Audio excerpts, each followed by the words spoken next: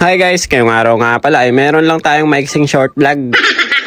Pagkagising ko nga ay naglalaro na si Bochog, nandun na nga sa tambakan ng laruan nila. Ngayong araw pala ay wala kaming pasok dahil nga maulan dito sa Japan. Maghapon nga yung ulan na yan guys, tumila na lang ata mga bandang alas 3 ng hapon or yung mga alas 4 na siguro. Kung sakali nga sana na tumila yung ulan ng tanghali, may pasok nga sana kami ngayon kahit half day. Yun nga lang, talagang hapon na huminto yung ulan kaya sabi ni boss wala na lang daw muna kaming pasok. Mga bandang alas 9 na nga rin pala ng umaga to, nakalimutan ko kasi ibaba yung mga bote kagabi. Buti na nga lang hindi pa nakukuha ng truck ng basura kaya ito umabot pa yung tinapon ko. Ganyan nga yung panahon kanina guys. So yung para siyang tikatik sa atin sa Pilipinas, yung mahina lang pero hindi tumitigil. Maya-mayang konti nga, nilinisan na ng katawan ni Mami Cherry si Bochog. Nakakimono pa nga guys. Damit pa ng kuya niya yan dati o kasya na sa kanya ngayon eh.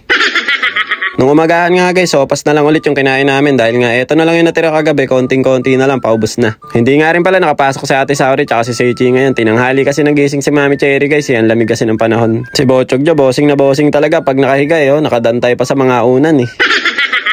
Ang laki ng katawan guys, malaki pa sa katawan ng kuya niya eh. Bale ito guys, may kapiraso nga pala kami baka dito sa Merep kaya ito na lang yung naisipang ulutuin, nilaga ko na nga lang. Tanghali na pala to guys, kaya ayan nakatulog na naman si Bochog at saka yung kuya niya. Pero tapos naman na magsikain yung mga yan kaya hinayaan na lang muna namin matulog. Kahit nga maliit lang yung baka na nilaga namin guys, medyo masarap naman yung sabaw niya dahil nga parang may mga litid-litid pa ng konti. Yun nga lang, halos 2 oras ko ata pinakuluan yan guys, wala kasi kaming pressure cooker.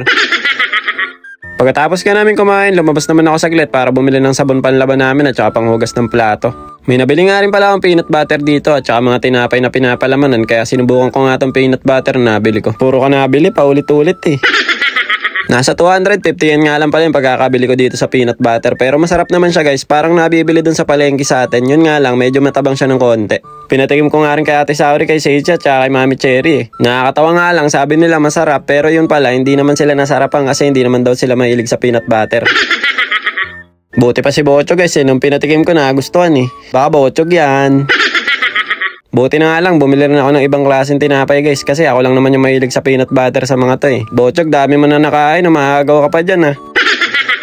Kagabi nga pala guys nanood nga ulit kami ni Mami Cherry ng Netflix itong mga zombie na naman nga na Korea yung pinapanood namin. Ang lupit talaga ng mga Korean no guys, basta zombie yung palabas nila, ang galing ng mga acting nila no. Yun nga lang, nung pinanood namin to kagabi guys, mga 15 minutes pa lang nakatulog na ako kaya inulit namin ni Mami Cherry. Fast forward ko na nga nung nakatapos namin ng movie, naisipan ko naman gumawa nga ng merienda. Alas 6 na nga pala to ng gabi guys, parang hindi na to merienda, parang pwede ng hapunan. Kwek-kwek nga sana ng itlog ng pugo yung lulutuin ko, kaya nga lang umuulan, tinamad na ako lumabas kaya itlog na nga lang yung ginamit ko. 6 na itlog nga pala yung nilaga ko dyan. Tapos ang ginawa ko na lang guys hinati ko na lang sa gitna para hindi siya masyadong malaki. Masyado kasing malaki yung itlog kapag kabuo siya kaya ang ginawa ko na nga lang yan, hinati ko na lang sa gitna. Kami lang din naman yung kakain na ito guys kaya kahit anong kalabasan yan makakain pa rin namin eh. Ito na nga yung first batch niya guys, 4-4 nga lang yung sinalang ko dahil nga 6 yan, 12 pieces yung kinalabasan niya. Mukha naman siyang masarap tapos yung kulay, kuhang-kuha naman din yellow tsaka red nga pala yung ginamit ko dyan, pinaghalo ko lang. Tapos sa sausawan naman guys, ginawa ko na lang dito sibuyas na may pipino kasi nung nakaraan ang ginawa ko yung sauce ni Manong nung nagluto tayo ng kwek-kwek. Kaya etong sukang may pipino naman nga yung ginawa ko para maiba naman yung sausawan natin. Pagkaluto nga, bumaba ako saglit tapos pumunta ako sa may vendo machine, bumili na rin ako ng soft drinks. Tapos tinawag ko na nga rin pala si Mami Cherry para makapagmerienda na kami. Tignan nyo naman yung itsura guys, nakakatakam talaga tapos lalagyan nyo pa ng pipino on top. Nagtatawanan pa nga kami ni Mami Cherry kasi sabi ko sa kanya, Bill, tama lang yung kagat mo kasi baka makita nila yung subo natin na malahalimaw eh.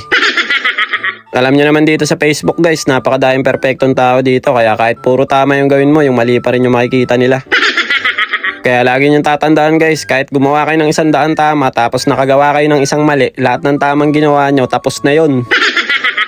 Kagising nga lang pala ni Bochog dyan guys, kaya medyo bad trip ta. Tingnan nyo naman nakasimangot eh. Nagmerienda nga rin pala si Ate Saori na itong niluto natin, kaya lang si Seichi guys busog pa kaya hindi na kumain. So paano guys, hanggang dito na lang muna. Kita-kitsa lang ulit tayo next video. Diyan mata arigatou gozaimasu. Ngek ngek ngek. Bye bye.